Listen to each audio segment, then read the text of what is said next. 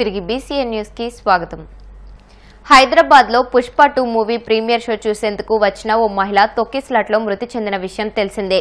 దిల్సుఖ్ నగర్ కు చెందిన రేవతి, తన భర్త భాస్కర్, ఇద్దరు పిల్లలు శ్రీతేజ్, సన్విక కలిసి పుష్ప 2 ప్రీమియర్ షో చూడడానికి వచ్చారు.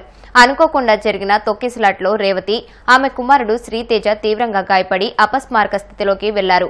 బాలుడు శ్రీతేజ పరిస్థితి విషమంగా మారడంతో కిమ్స్ ఆసుపత్రికి తరలించారు.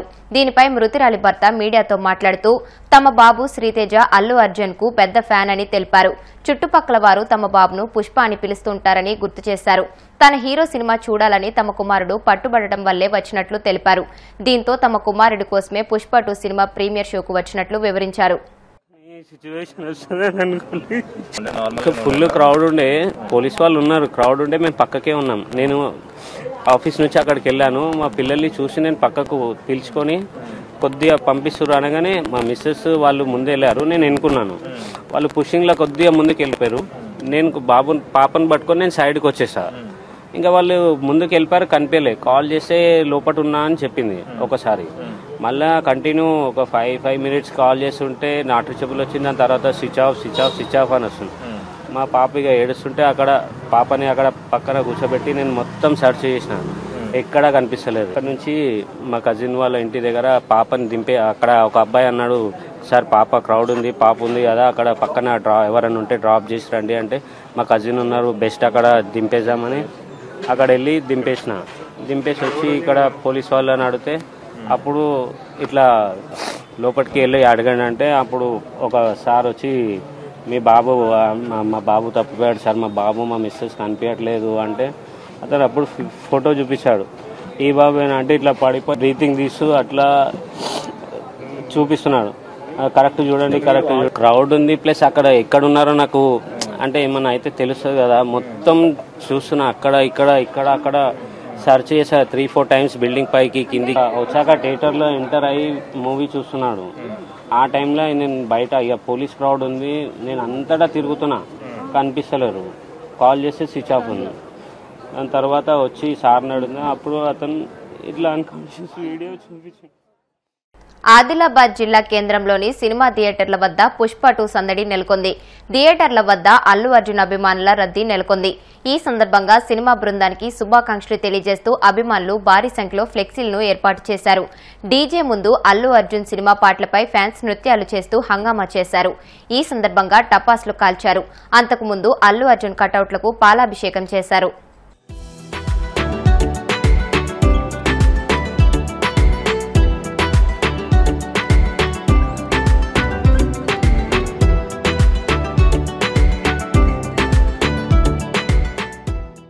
హైదరాబాద్ పరిధిలోని చిక్కడపల్లి పోలీసులకు తెలంగాణ న్యాయవాదులు ఫిర్యాదు చేశారు.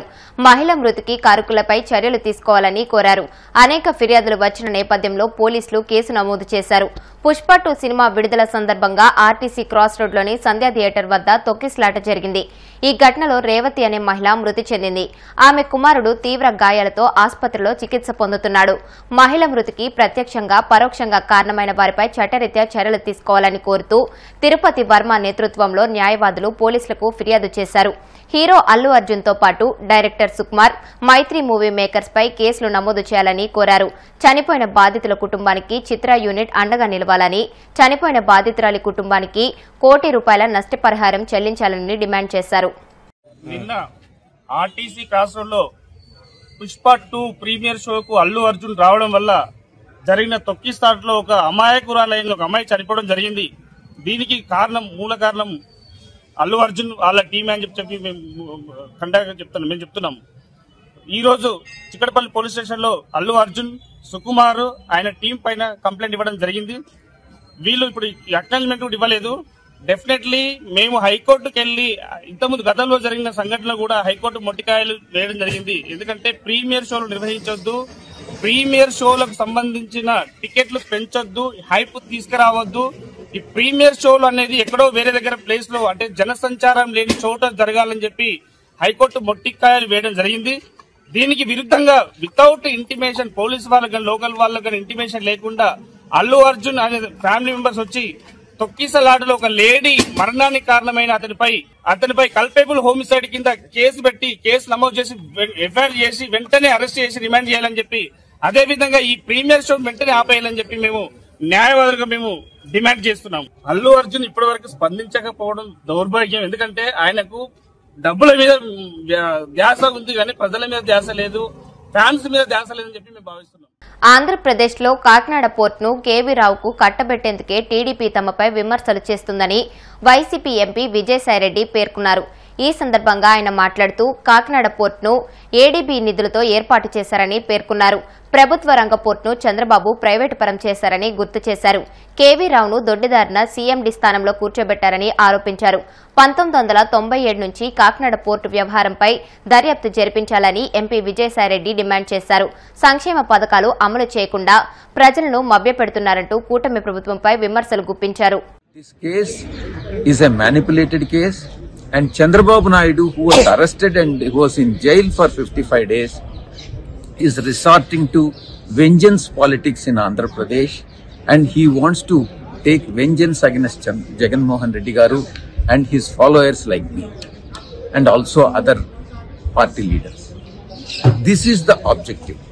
Now, the legal recourse, what I have now, is next week itself I'll be filing a defamation case and also a criminal case against Chandrababu Naidu and also Mr. K.V. Rao in Delhi for issuing lookout notice to me without even examining me. Secondly, being a member of parliament, I really don't understand how CID department under the leadership of Chandrababu Naidu can take a decision that I'll flee from the country. Is it possible? And thirdly, I have 21 cases that have been foisted by earlier Congress government, both ED and CBI, and I am on bail. And wherever I want to go, whether it is a country, any foreign country, I'll have to take the permission of CBI court, and then only I can go abroad. When such a restriction is there, how Chandrababu Naidu can take a decision to issue this lookout notice against me? Therefore, he is liable for prosecution and defamation, and for against K.V. Rao, I'll be filing a defamation case for filing the false complaint. వార్తలు ముగించే ముందు ముఖ్యాంశాలు మరొకసారి. ఉండవల్లిలో లోకేష్ నివాసంలో ప్రజా దర్బార్, ప్రజల నుంచి అర్జీలను స్వీకరించి సమస్యల పరిష్కారానికి కృషి చేస్తానంటూ భరోసా.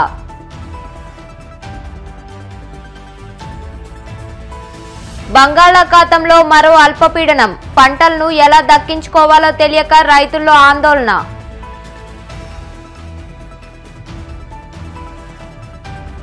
ఇచ్చిన హామీలు అమలు చేయకపోతే పరాభవం తప్పదు, మరోసారి ఘోర ఓటమిని ఎదుర్కోక తప్పదన్న మాజీ మంత్రి అమర్నాథ్. హైదరాబాద్ పరిధిలోని చిక్కడపల్లి పోలీసులకు తెలంగాణ న్యాయవాదులు ఫిర్యాదు, తొక్కిసలాట్లో మృతి చెందిన మహిళా కుటుంబాన్ని ఆదుకోవాలంటూ డిమాండ్. ఈ వార్తలు ఇంతటితో సమాప్తం. మరిన్ని వార్తల కోసం BCN digital YouTube channel, Facebook page ని ఫాలో అవ్వండి. అప్డేటెడ్ వార్తల కోసం ప్లీజ్ సబ్స్క్రైబ్.